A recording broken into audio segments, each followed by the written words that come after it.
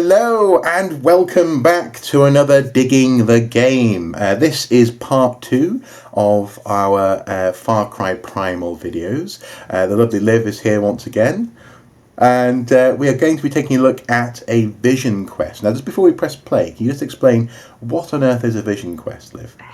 A vision quest is usually involved in shamanistic practices, Okay. but in others as well. Mm-hmm. And it usually means you take a lot of drugs, and then you have a vision, and through that vision you go on a spiritual journey and learn something new about yourself or your place in life. Okay, well, there we go. And this is, I suppose, possibly archaeologically the least evidenced part of the game, potentially. I don't know. Yes. But yes. At the same time, this is very interesting. So let's dive in. Now, I'm just going to press play on our video, and hopefully all will be well. There we go. So as ever, this is made by Ubisoft. I do like the way that they use the cave as the sort of the background, or the cave art as the background for this sort of stuff. So when did you first come across the vision quests in the game? Well, you come out. It's one of the first characters that you get to meet or find is the shaman. Okay. So you come across it pretty early because it's a central part of the story. Okay. That you are the person that the vision quest shows that you are. Right. And what does the shaman sort of do for you? Is he kind of just like a spiritual guide, as it were? Yes, I would say he's a spiritual guide, and he's the one who connects the people with the spirits of the animals and the world around them. Okay. He also uses some pretty freakish practices, but... Okay. It's funny you should say that. I was going to pause it just here just for a second while he's doing his dance. It's funny you should say that, actually, because as far as we can tell, archaeologically, it seems that people who did get involved in shamanistic practices were possibly on the edge of society. I mean, they often are these days. They often are, for example, in observable societies. But there's been some really interesting archaeology done where I believe there were little clay figures that were being made that would deliberately explode in the fire. So they're being poorly made in that respect. But this might have been some sort of voodoo-like practice going on, and could have been sort of on the edge of society. So it's an interesting, this is not completely out there. This is very much stuff that has been hinted at in the archaeology, isn't it? Yeah, it is. I've been studying these kind of practices a bit within the Amazonian rainforest, especially with drug use and anthropomorphic figurines and beliefs. Now, actually, you sent me me and my lovely wife a photo album from your time in the Amazon, but there were no pictures of you on your trip. No, I didn't do a vision quest. Anyway, purely digging up dead beliefs. Okay. Not this long Too busy doing archaeology. Okay. Yeah. Well, let's crack on with this vision quest. So this is the shaman dancing by the fire. Yeah. Okay. And this is your first meeting with him. Okay. Oh wow! It seems to be a little out of it. Yeah. You are the one. It's funny, you never play the person who's just like a friend of the one in a computer game, do you? That would be fun though, going on a couple of side quests for someone and being like, yeah, no, I'm just a guy. Yeah, I'm just a random guy. Just fetching some chickens. Yeah, my friend is the chosen one over there. Yeah. Watch him doing all the mighty stuff. Yeah, exactly. Speaking of watching him doing all the mighty stuff, it's interesting that it seems that they're drawing on various kind of practices to sort of put this together. I think one thing I do like though is the way that the combination of wolf skin, blood, antler, shells on the arm. It's stuff which has been evidenced possibly slightly more in the Mesolithic than the Paleolithic, but it's kind of stuff which is definitely out there in the archaeology. And drink from the vein of life. Oh, blimey. I would say do not try this at home, kids. No. I don't know. I mean, it does remind me of One Night Out in uni, but we don't talk about that. And off we go. Let your spirit walk free. I like that they have made this as trippy and freaky as I imagine it would be. Okay. So we're going to see some imagery here. Yeah. Okay. Oh wow, we really are. Yep. Glowing beasts. Now it's funny actually because obviously this is in this instance a prehistoric practice, but also we see vision quests and drugs presumably being used in, for example, on the Nazca Plains, this kind of thing, and also in lots of South American cultures. So it's this idea of almost having a, because here presumably you're going to be taming the owl, are you? Yeah. Or getting to allowing it to show you all the different kinds of nature. Okay. Whoa. Oh wow, you're flying. That's quite cool. That was very trippy. But actually, this idea of sort of animism, or having a spirit guide, or having a, I suppose in modern, well not even modern, but in fantasy fiction, you might call it a familiar. Sorry. A familiar. A familiar, exactly. Yeah. Is prevalent for a reason. It's there you're going underwater. Cool. Now, actually, this is something which I'm intrigued by as well. Is that is any of the imagery drawn from outside his sphere of experience or not? I do not know. No. But I would imagine he's been underwater. Yeah, it probably has.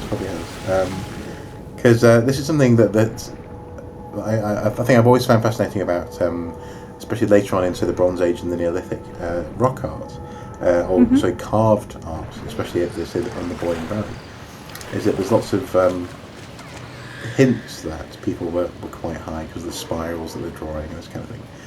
But here we seem to see, I'll just pause it for a second, almost like a Disney kind of setting, and it's quite impressive. So you followed this owl down through the water.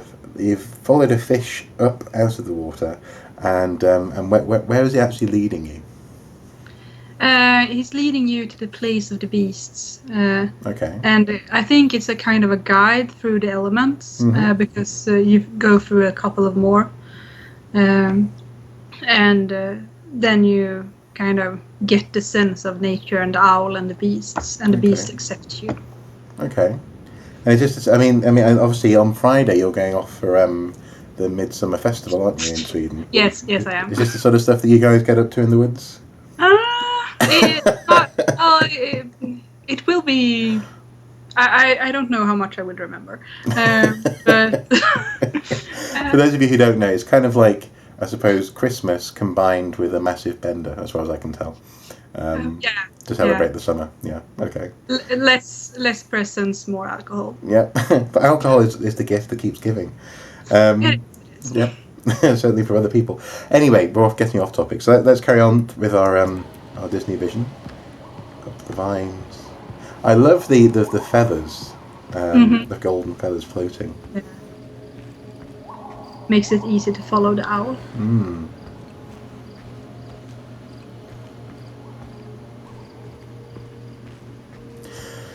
So yeah, it is an interesting concept. This idea of having to basically go on these vision quests to learn these skills. This isn't really something which I don't think I would have thought to put in a game about prehistory. No. But I suppose in a more conventional computer game, you'd have some sort of straight tutorial, like Joe shows you how to use a sword better. But I guess how can you learn to tame an owl? Well. And also it gives you a great tutorial on how to fly the owl later in the game, because you can use the owl to fly around and survey your area. And that's the thing, because in effect you sort of take on the owl's viewpoint, don't you? Yeah. Oh, flying over some mammoth there. Yeah, and here we see the trippy flying mountains as well. Oh, of course, yes. I didn't even see that. Wow. I would not say that they are from his own experience. No. Flying mountains if universality is to be believed, never existed. But heck of a trip. Yeah. I wonder what it was in that blood. Yeah. And then white And so each stage then of this journey that you're on is there's no real purpose for each stage. It's just a case of you're just going on this journey, and meeting all these beasts. Yeah. So do you have to do this multiple times, like for different animals, or? No, you only do this one time. Right. Okay. To unlock your power.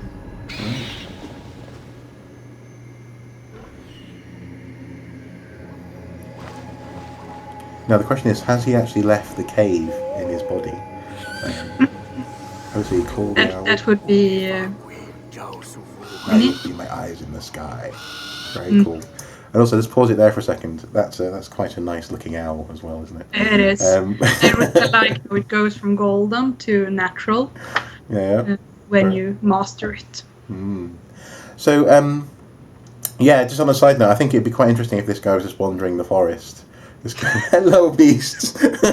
Especially reminding everyone how dangerous it is to walk those forests, even when you're not tripping balls. Exactly. There's just like their family who watch every year the ceremony and just say, "See, son, this is why we don't pet dangerous animals."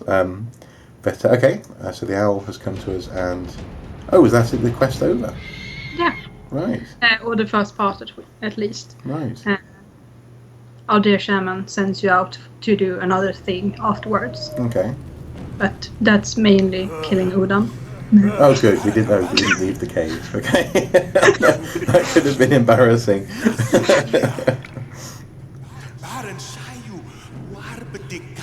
Wow. Now, in this beast master, let's pause it again. Is this a something which only you are? Yes. So no one else can master beasts. No. Right. I see. Okay.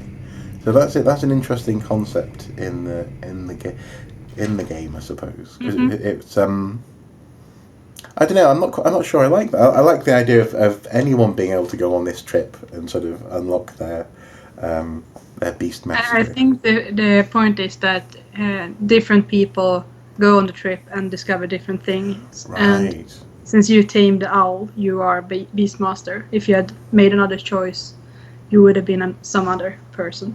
Okay. So if you'd slapped the bear or something, then maybe you would have been a fighter. A fighter, or Inception style, just dying in your dreams. Yeah. The shaman sitting over you going like, no, I thought it was the chosen one. Yeah, so I'm not entirely sure how entertaining this video will be for people, but I'm just sort of imagining like being the person, the shaman watching someone having a trip on the floor and just sort of mumbling, "I'm going to slap the bear," going, don't slap the bear, whatever you do. But anyway, enough with that. What do you sort of go on to do then? I mean, what sort of animals have you tamed in the game so far? I've so far have tamed a tiger. No, not a tiger. I don't tame tigers. I tame wolves. I have a wolf that follows me around and that I get to pet and who fights with me. Okay. So you're saying that maybe taming a saber-toothed tiger wouldn't be, I think it would break my immersion. Okay. Since they weren't around. Actually, that's the thing. Is that I think in that sense, this is something which I'm really excited about, the fact that they have played with something for which there's no evidence, in so much as obviously, for an archaeologist playing the game, taming a saber-toothed tiger would just break immersion. But actually, I've right from the get-go, I've always been really up for the idea of these guys playing with that stuff which there's no evidence for. Just don't pretend that Stonehenge, for example, was built by aliens, kind of thing. No, exactly. I mean, I think it's a great thing that you can go in here and kind of play with the thought of what one sees on a vision quest, because since you can't in hard evidence prove what someone has seen when they've been tripping out on the floor of a cave. No, exactly, yeah. I think this is a great way to explore that, because it is evident in the evidence that people have been doing this.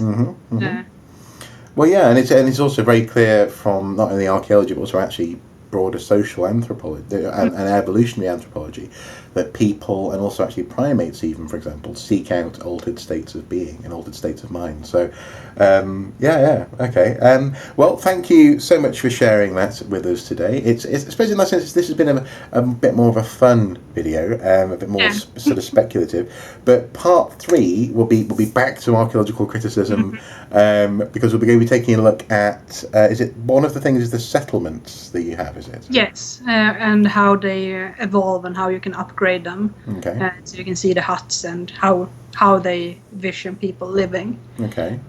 And then is it also we're going to be putting in by request. We're going to be visiting a tribe who you told me are experimenting with farming.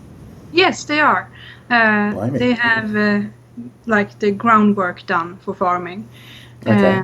So it's really interesting. They also have kind of a mishmash between Aztec and other Latin American and Mesopotamian symbology within itself. So it's really interesting to see what Ubisoft has taken in to create this third tribe. This third tribe, okay. Well, I look forward to seeing that, and hopefully you guys do too as well. If you have any thoughts or comments or questions, please do comment below. I haven't played the game, but it's been a pleasure experiencing this today, but I'm sure Liv will answer those questions if you have any. So, as ever guys, whatever you get up to, do take care. Bye-bye. Bye-bye.